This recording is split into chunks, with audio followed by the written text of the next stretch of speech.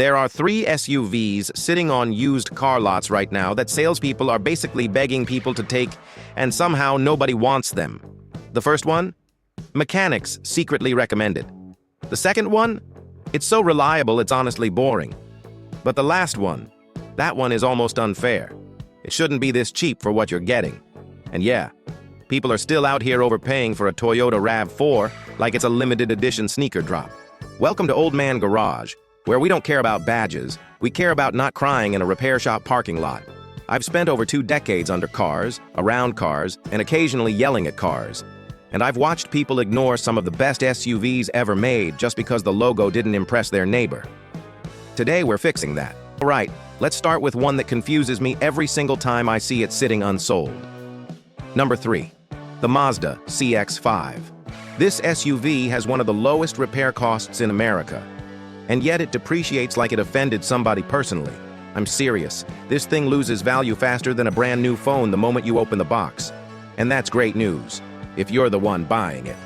I had a customer come in not too long ago, 2017 CX-5 Touring, about 160,000 miles on it. Original owner. She walks in like she's about to hear bad news. She goes, "All right, what's about to go wrong?" So I put it on the lift, check the suspension, scan the system, inspect the transmission fluid. I'm looking for something. Anything. Nothing. I mean nothing. At that point, I almost felt bad charging her for the inspection. I was like, "Ma'am, you basically brought me a perfectly functioning appliance." The only thing I told her, "Come back in another 30,000 miles." She looked at me like I just told her her dog could do her taxes. Here's why these things are so solid. Mazda didn't try to be cute with this car. No turbocharger that turns into a ticking time bomb at 100,000 miles. No CVT transmission pretending to be smooth while slowly planning your financial downfall. Just a naturally aspirated 2.5-liter 4-cylinder engine, paired with a traditional 6-speed automatic. Simple, proven, boring. And boring is exactly what you want when you're talking about reliability. Mazda calls it the Skyactiv G engine, and here's the nerdy part. It runs a compression ratio of 13:1. That's high. Like sports car trying to impress someone high. But instead of blowing itself up, it actually improves fuel efficiency. You're looking at around 25 mpg city and about 31 mpg highway, depending on how heavy your foot is. And let's be honest, we all drive like we're late sometimes. Now let's talk money, because this is where it gets disrespectful. A 2018 Mazda CX-5 Touring with around 70,000 miles. You're looking at about $15,000 to $18,000. Meanwhile, a similar year Honda CR-V or Toyota RAV4, $20,000, $22,000, sometimes more if the dealer had a good morning coffee. That's a $5,000 difference for a car that, in many cases, will actually cost you less to maintain over time. Yeah, make that make sense. Let me give you real shop numbers. Most expensive repair I've personally done on one of these: water pump. Cost the customer about $580 total. That's not a repair bill. That's a mildly painful dinner in Los Angeles. Meanwhile, I've seen CR-V owners walk in with $900 surprises like it's a monthly subscription. Now, if you're shopping for one, here's what you check. First, the infotainment control knob. If it feels loose or weird, somebody before you treated it like a video game controller during a boss fight. Second, get it on the highway. Accelerate from about 45 to 70 mph. If you feel a vibration or hesitation, motor mounts might be worn. About a $400 fix. Not the end of the world, but don't pay full price like everything's perfect. Third, check the paint around the hood and rear wheel wells, especially on 2017 and 2018 models. Some of them had paint issues. Nothing catastrophic, but if it looks like it's peeling like a bad sunburn, negotiate. So who should buy this? If you want a reliable daily driver that won't drain your wallet, this is it. If you actually enjoy driving, like turning corners without feeling like you're steering a refrigerator, this is definitely it. Mazda somehow made an SUV that handles better than it has any right to. Who should skip it? If you need a ton of cargo space, yeah, it's a little tighter than a RAV4. If you're planning to resell in 3 years and want maximum value, the market still hasn't fully caught on to how good these are. And if you're trying to go full off-road warrior mode, this ain't it, Chief. Here's the simple math. Buy it for $16,000. Drive it for 150,000 miles. Spend maybe $2,500 to $3,000 total on maintenance. That's not a car. That's a financial cheat code. And the crazy part? It still gets ignored, which is perfect. because that means you can still get one before everyone else wakes up. Now, if this one already surprised you, the next SUV is the one mechanics actually smile when they see pull into the shop. Not because it's broken, but because it's so easy to work on, it almost feels like cheating. And real quick, send this video to that friend who's about to overpay for a boring SUV just because of the badge. You might actually save them a few $1,000s and a few headaches. Number 2, the Kia Sorento. Now this one is funny, because this is the SUV that people walk past on the lot like it just told an awkward joke. Meanwhile, mechanics are over here like, yeah, I'd trust that with my kids, and that right there should tell you everything. I had a guy come in last year, mid-40s, 3 kids, looked tired in the way only minivans and school schedules can make you. He was about to buy a 2017 Ford Explorer, 92,000 miles. Dealer wanted $1,800. He asked me to check it out. So I did what I always do. Pulled the history, looked at upcoming maintenance, checked common issues, and I told him straight up, you're about to spend almost $20,000 on a car that's going to ask you for another $3,000 real soon. That EcoBoost engine? Great when it's working. When it's not, congratulations, you've unlocked turbo problems and cooling system drama. He asked me what I'd buy instead. So I grabbed my phone, pulled up listings, and showed him a 2018 Kia Sorento SX V6. About 60,000 miles, $14,000, more power, less mileage, and about $4,000 cheaper. He looked at me like I just recommended pineapple on pizza, but he trusted me. Bought it. That was over a year ago. You know how much he's spent on repairs since? $112, and I wish I was joking. That was an oil change and a cabin air filter. That's not maintenance, that's a grocery run. Here's what changed with the Sorento, because older Kias, yeah, we don't talk about those. But from 2016 to 2020, Kia figured it out. The 3.3-liter V6, the Lambda 2 engine, is legit. Naturally aspirated. No turbo, no timing belt. Just a timing chain designed to last basically forever, or at least longer than most people keep their cars. And the transmission? A proper 8-speed automatic. Not one of those experimental dual-clutch setups that shifts like it's thinking about its life choices. This is a traditional torque converter automatic. Smooth, predictable, and durable. You know, like transmissions used to be before engineers started getting creative, fuel economy is decent too for a V6 SUV.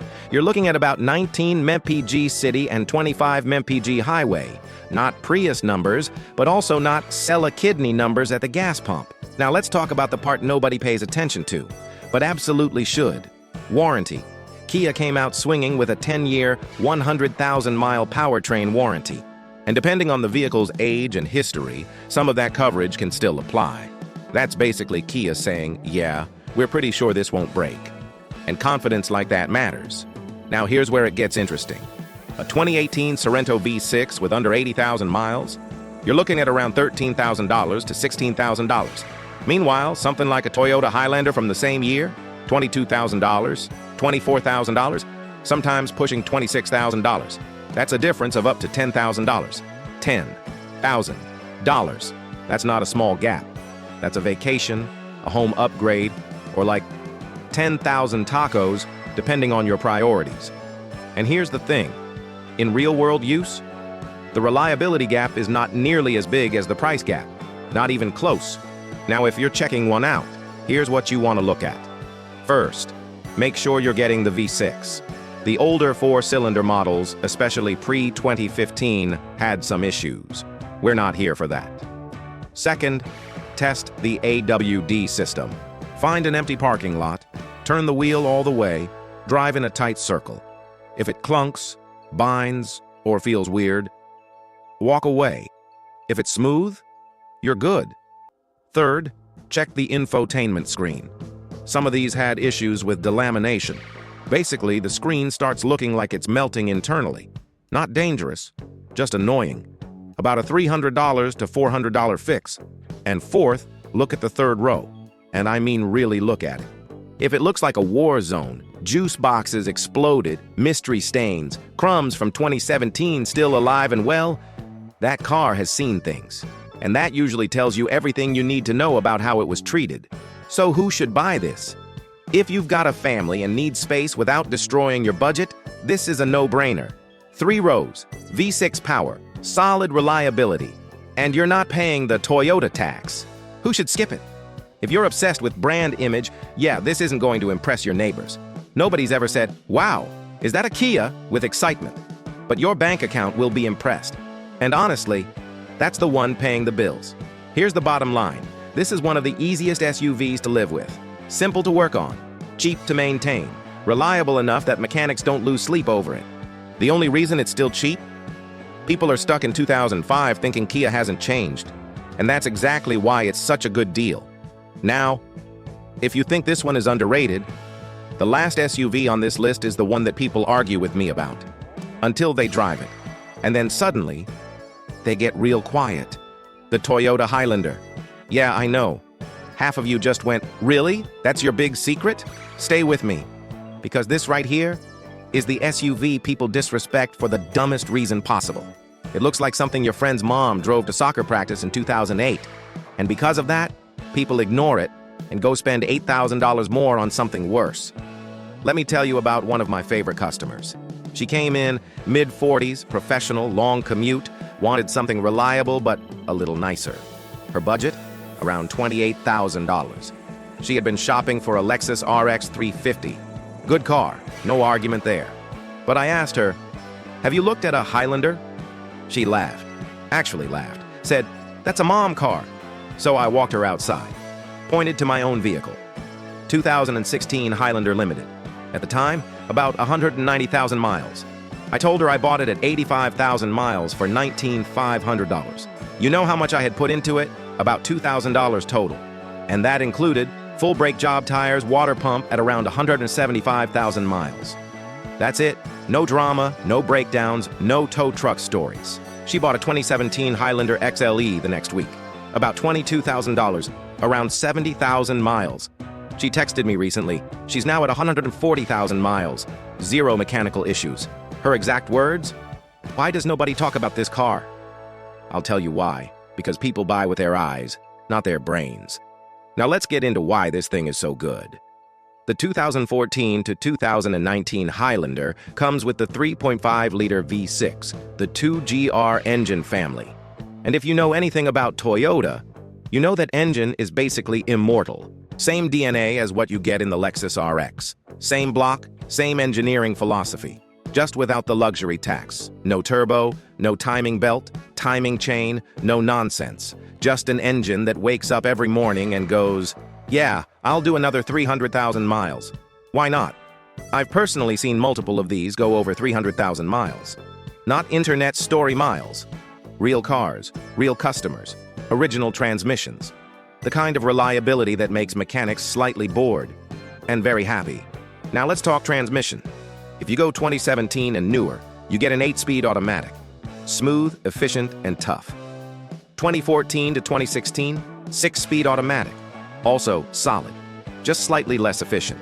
Either way, you're not dealing with anything fragile. Fuel economy? For a V6, it's actually respectable. Around 20 mpg city and about 27 mpg highway. Again, not hybrid numbers. But for a 3-row SUV that can haul your family, your dog, and your questionable Costco decisions, that's solid. Now here's where it gets ridiculous. A 2017 Highlander XLE with around 80,000 miles, $20,000 to $24,000. Now compare that to a similar Lexus RX 350, $27,000, $30,000, sometimes more. That's a $7,000 to $10,000 difference for vehicles that are mechanically cousins. And if you go look at a Toyota 4Runner, now you're talking $32,000 to $38,000 for less space, worse fuel economy. But hey, it looks cool at Whole Foods. Now let's talk real maintenance. Brake pads all around, about $300. Transmission fluid service, around $200. Water pump, if it ever goes, roughly $600 to $700. These are normal numbers, not I need to sit down numbers. If you're shopping for one, here's what you check. First, dashboard condition. Some 2014 to 2016 models had issues with cracking in hot climates. Toyota extended warranties on that, so check if it was fixed. Second, tire wear. If the front tires are worn unevenly, alignment was ignored. Not a deal breaker, just negotiate and fix it. Third, infotainment system. Test everything. If the screen lags or doesn't respond properly, you're looking at about a $400 replacement. And here's the pro tip. Find one owned by older people. I'm serious. Empty nesters, garage kept, maintained on schedule, driven gently. A Highlander owned by grandparents? That's basically a brand new car with stories. So who should buy this? If you commute long distances, perfect. If you want Lexus-level reliability without Lexus-level pricing, perfect. If you have a family, even better. The second row is huge. The third row is actually usable. Who should skip it? If you want something flashy, yeah, this isn't it. Nobody's breaking their neck to look at a Highlander. If you want sporty driving, also not it. This thing drives like what it is, a comfortable family SUV. And if you're planning to climb mountains, get the 4Runner. This one prefers roads, not boulders. Here's my final take. If I had to buy one SUV today, keep it for the next 10 years, and spend the least amount of money possible over time, I wouldn't even think twice. I'd buy another Highlander. So there you go. 3 SUVs the market forgot, but mechanics didn't. The Mazda CX-5, cheap, reliable, and way more fun than it should be. The Kia Sorento, practical, durable, and criminally underrated. And the Toyota Highlander, the smartest SUV purchase most people will never consider. Next time you're on a dealer lot and someone tries to sell you something premium with a monthly payment that feels like rent, you'll know better. If this helped you, hit that like button. It tells the algorithm you're trying to make smarter decisions. And honestly, we need more of that. Subscribe to Old Man Garage for more no BS car advice.